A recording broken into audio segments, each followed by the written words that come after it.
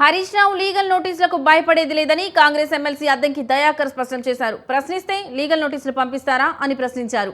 BRS హయాంలో జైలుకు పంపినా బెదరలేదన్నారు. హరీష్ రావు అంతగా ఎందుకు భయపడుతున్నారని అద్దంకి ప్రశ్నించారు. తెలంగాణ ఉద్యమంలో ఎవరి పాత్ర ఏంటో, ఎవరి కమిట్మెంట్ ఏంటో అందరికీ బాగా తెలుసన్నారు. వర్షాలు రాకూడదని హరీష్ రావు పిచ్చి పూజలు చేస్తున్నారని మండిపడ్డారు.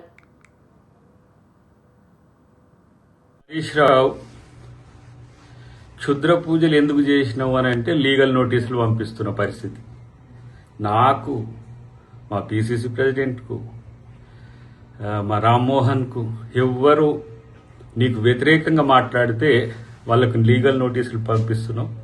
డెఫినెట్గా లీగల్గా దాన్ని ఫైట్ చేస్తాం, దాన్ని ఎదుర్కొంటాం. ఎందుకంటే మీ హయాంలో లీగల్ నోటీసులు కాదు, కేసులు పెట్టి జైలు వేస్తేనే పోయిన వాళ్ళం రా నాయన, ఇదేం పెద్ద సమస్య కాదు.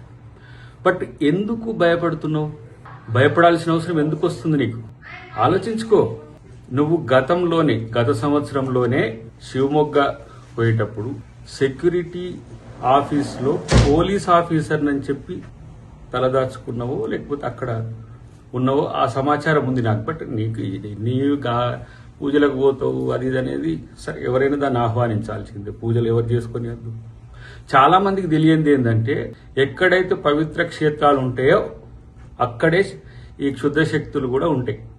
తాంత్రిక పూజలు, మాంత్రిక పూజలు చేసేటోళ్ళు. ఇలా రెండవసారి నువ్వు ఆ పూజలు చేస్తున్నవని మా దృష్టికి వస్తేనే దాన్ని ఇలా బహిర్గతం చేసిన పరిస్థితి. దానికి ఉలిక్కి పడుతున్నావు.